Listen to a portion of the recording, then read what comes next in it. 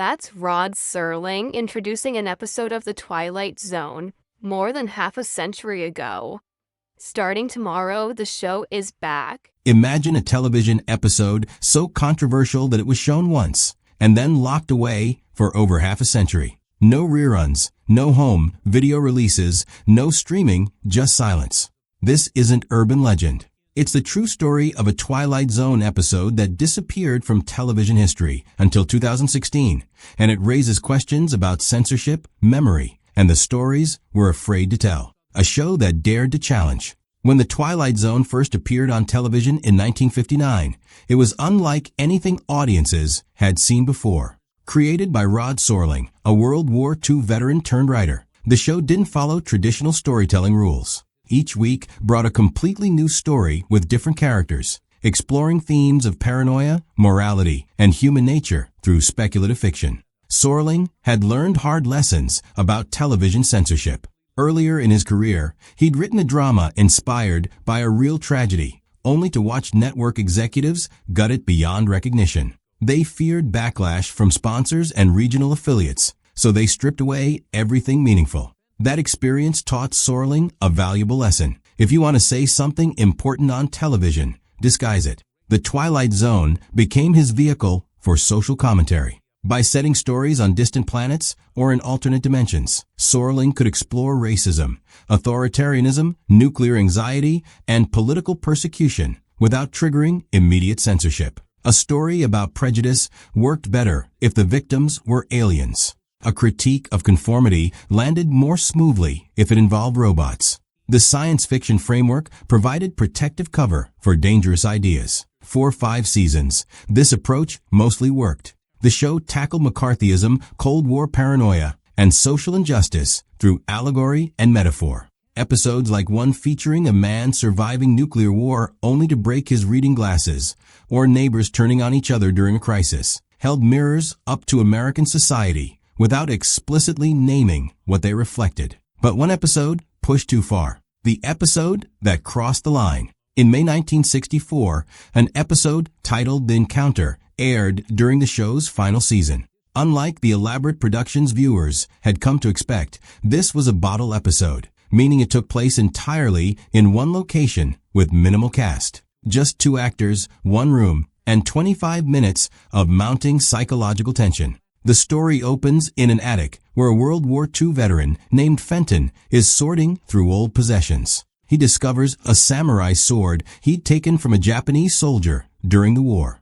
Soon after, a young Japanese-American man named Arthur arrives looking for work. What begins as casual conversation quickly spirals into something darker. Fenton starts reminiscing about combat, about killing enemy soldiers, about how he acquired that sword. Arthur seems increasingly uncomfortable, drawn to the weapon in ways he can't explain. Then he reveals something shocking. His real name is Taro, and according to family stories, his father was allegedly a spy who helped plan the attack on Pearl Harbor. From there, the episode becomes a psychological pressure cooker. Fenton grows paranoid, wondering if Arthur has come for revenge. Arthur becomes more volatile, suggesting the sword carries a supernatural presence demanding blood. Neither man can leave the attic. Both are trapped by the weight of history, trauma, and unresolved guilt. The episode offered no easy answers. Fenton wasn't portrayed as a noble hero. He was unstable, possibly guilty of war crimes, haunted by what he'd done overseas. Arthur wasn't simply a victim either. His confession about his father's alleged betrayal added layers of moral complexity that made viewers deeply uncomfortable. And that discomfort triggered an immediate backlash. Why it disappeared. CBS was flooded with complaints. Some viewers found the episode offensive to Japanese Americans. Others called it anti-American. Asian American advocacy groups condemned the portrayal of Arthur's father as a traitor, arguing it reinforced dangerous stereotypes at a time when the wounds of internment camps were still raw. Context matters here. During World War II, over 120,000 people of Japanese ancestry, most of them American citizens, were forcibly removed from their homes and imprisoned in internment camps. This happened not because of evidence of disloyalty, but because of their ethnicity. Families lost everything: homes, businesses, dignity. And in 1964, the government had still not acknowledged this injustice or apologized. To air an episode where a Japanese-American character confirms his father was a spy felt inflammatory. It seemed to validate the suspicions that had led to internment in the first place. Network executives panicked. Rather than defend the episode or Sorlink's artistic vision, they quietly pulled it from circulation. For the next 52 years, the encounter vanished. It didn't appear in syndication packages, wasn't included in home video releases, and became something of a myth among fans.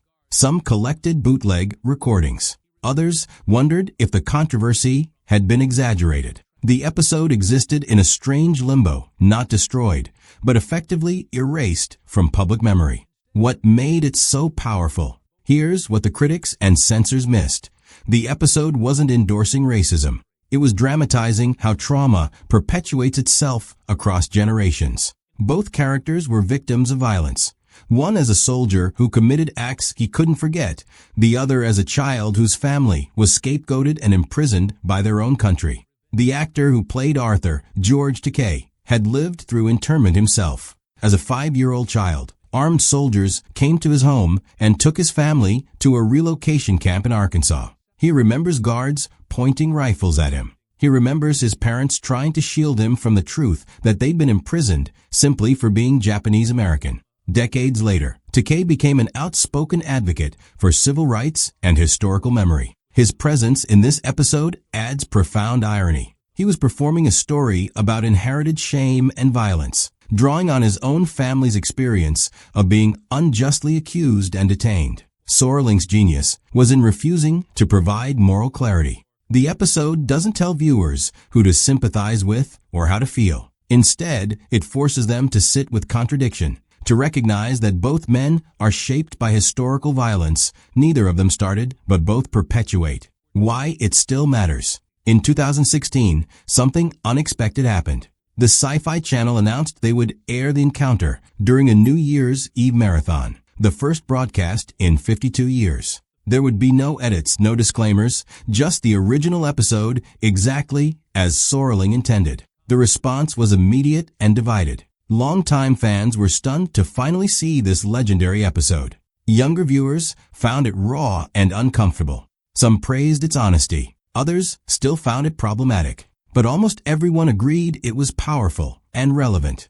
Because here's the uncomfortable truth. The dynamics explored in the encounter haven't disappeared. Recent years have seen documented rises in anti-Asian hate crimes, particularly during global health crises. People born and raised in America have been told to go back to countries they've never lived in. Elderly individuals have been attacked on streets. Fear and misinformation have once again been used to justify suspicion toward entire communities. In this context, the episode doesn't feel dated.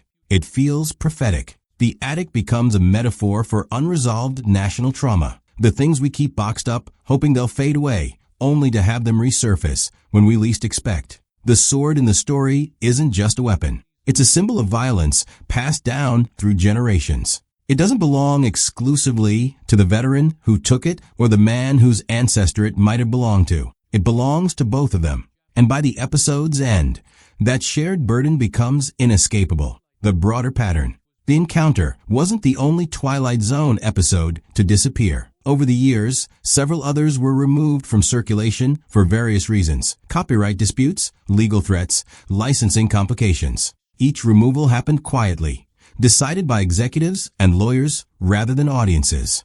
This raises important questions. Who decides which stories get remembered? Who determines what's too controversial to show? And what do we lose when difficult art gets buried rather than discussed? Rod Sorling spent his career fighting these battles. He grew exhausted by the constant need to soften scripts, disguise political meaning, and navigate sponsor sensitivities. He once described his job as the art of self-censorship, not a joke, but a bitter reality. The irony is that many of these suppressed episodes aren't especially extreme by modern standards. They're quiet, thoughtful, morally complex. They ask questions that make people uncomfortable, which is precisely why they matter. The return and legacy. Today, the encounter is available again.